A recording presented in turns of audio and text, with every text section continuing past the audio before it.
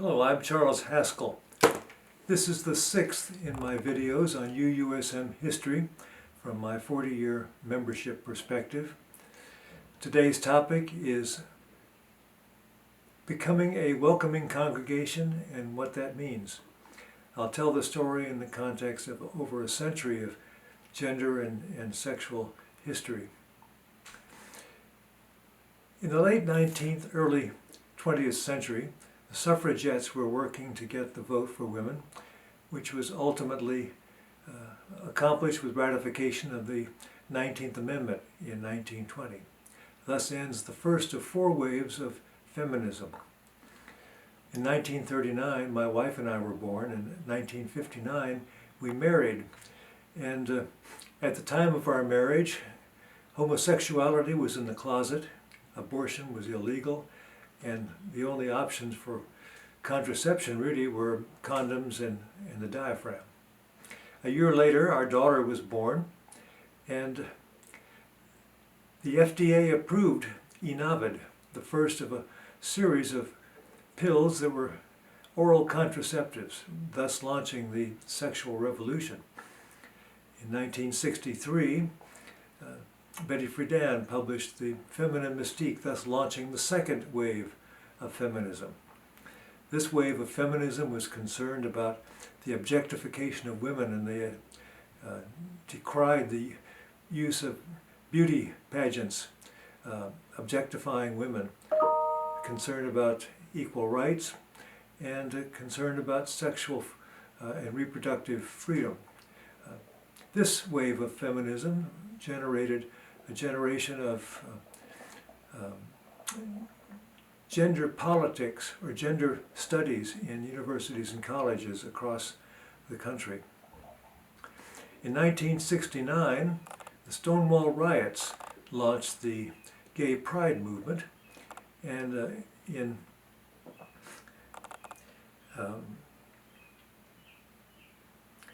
1973, the Supreme Court ratified Roe v. Wade, thus making abortion legal in the country for the first time. In 1981, the first cases of the acquired immunodeficiency syndrome were reported, and thus starting the AIDS epidemic. In the early days, it was not clear what to call this, but because of sexual attitudes of the time, some of my colleagues named it SQUID, for sex queen immunodeficiency.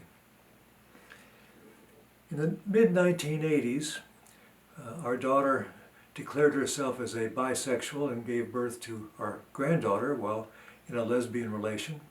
One of our nieces also declared herself as a member of the queer nation. And I think it's fair to say that with these events, we have skin in the game with real concern about these issues. In 1989, the UUA conducted a survey nationwide of congregations because of concern about anti-gay attitudes, and they found widespread prejudice against gays and lesbians in UU congregations.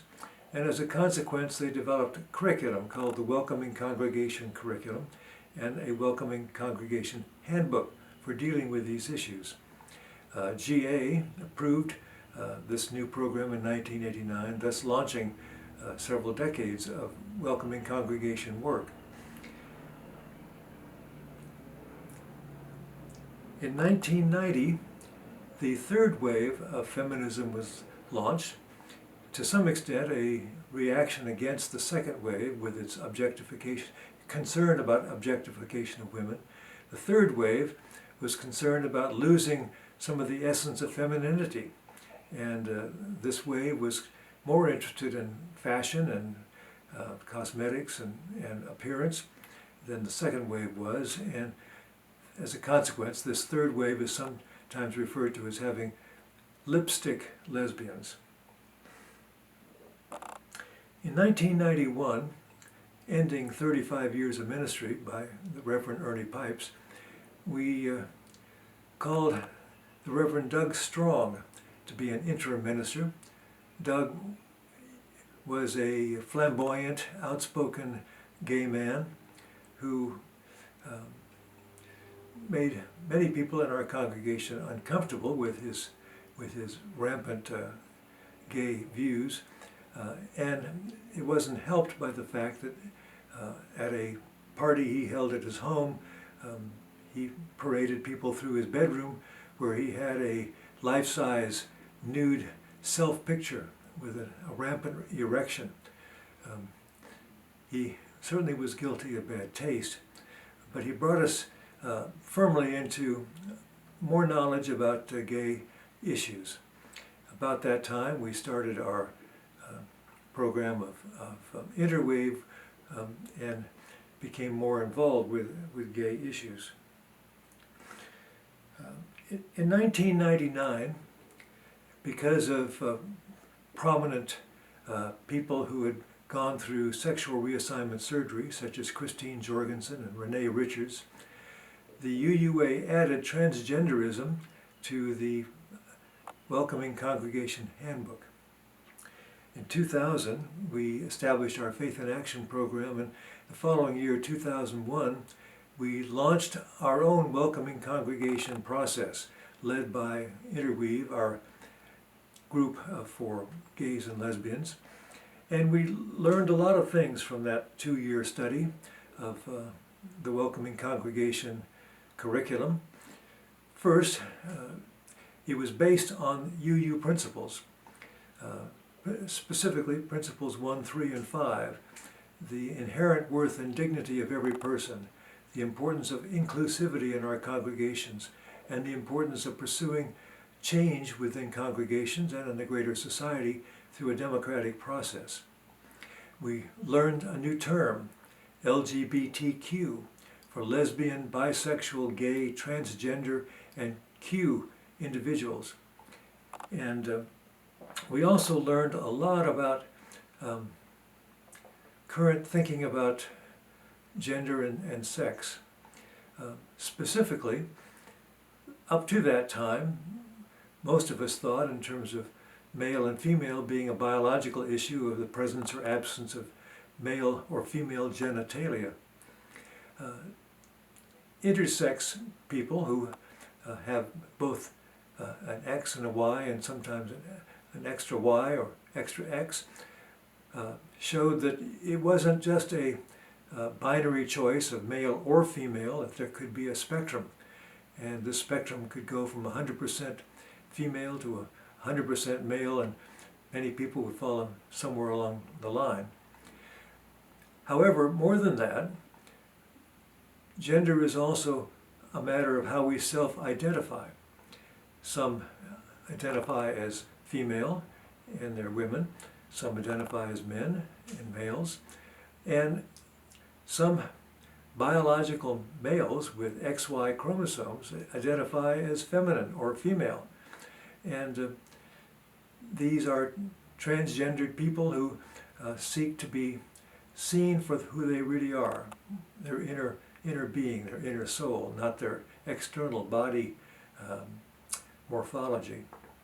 So, first item, gender identity may not be the same as one's biological sex by genitalia. Second big issue was you have to separate sexual orientation entirely from gender issues. One's sexual orientation may be toward men or toward women. You may have no sexual orientation whatsoever, and you may have so-called null sexuality. But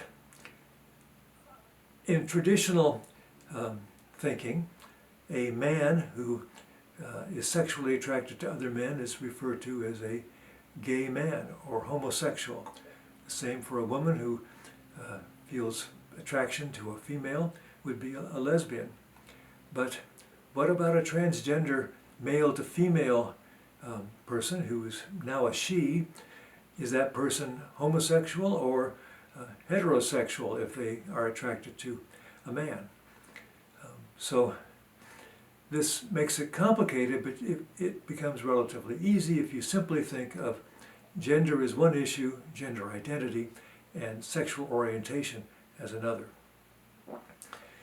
In 2003, our congregation voted overwhelmingly to seek welcoming congregation status from the UUA.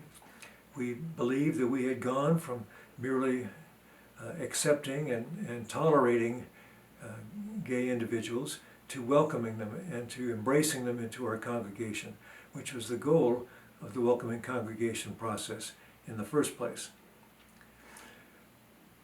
Leaders of the welcoming congregation process and LGBT community at that time included Ron Crane on the left, Judy Federick in the middle, and Chris Langebeer here on the left of the picture. They worked very hard with their friends and colleagues in Interweave to do good work both in the church and in the community. And in 2007, the Westside Shelter and Hunger Coalition, one of its members, Common Ground, recognized our church and Interweave specifically for the work being done with gay, homeless youth. And that effort was something that was recognized in the community. In 2008, for a 5-month period of time, it was legal to have gay marriage in the state of California. And John Fells and Ron Crane were so married in August of that year by Reverend Judith Meyer before she retired from our congregation. And this shows a picture of them in the Gay Pride Parade on a car celebrating their marriage. Unfortunately, the state of California people voted against gay marriage, and it wasn't until 2015 that the Supreme Court approved gay marriage or same-sex marriage nationwide. In 2010, the fourth wave of feminism was launched, largely through social media and concern on campuses about rape and sexual assault, also in the greater society, and this launched the @MeToo movement, which led to the downfall of Harvey Weinstein for all of his sexual predatory practices. In 2014, most UU congregations in the country were welcoming congregations, and as a consequence, the UUA decided that the Welcoming Congregation Handbook was no longer relevant, and they discontinued publishing it.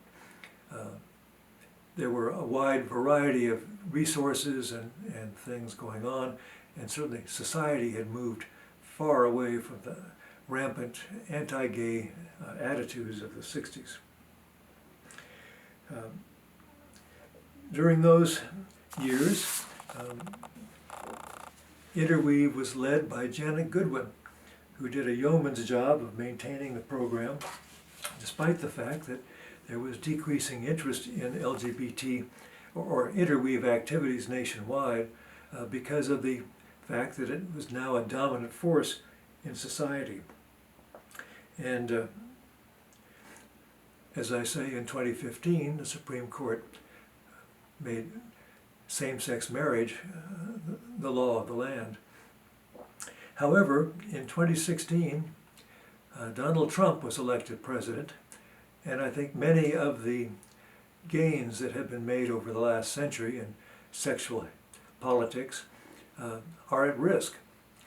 Roe v. Wade is at risk because of a much more conservative Supreme Court, and federal judges around the country are increasingly radical conservatives, contrary to the kind of liberal views expressed in this history.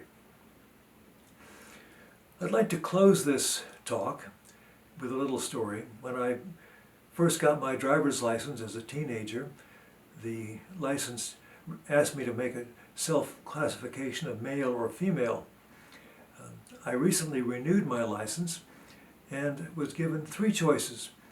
I was asked to self-classify as a male, a female, or as non-binary.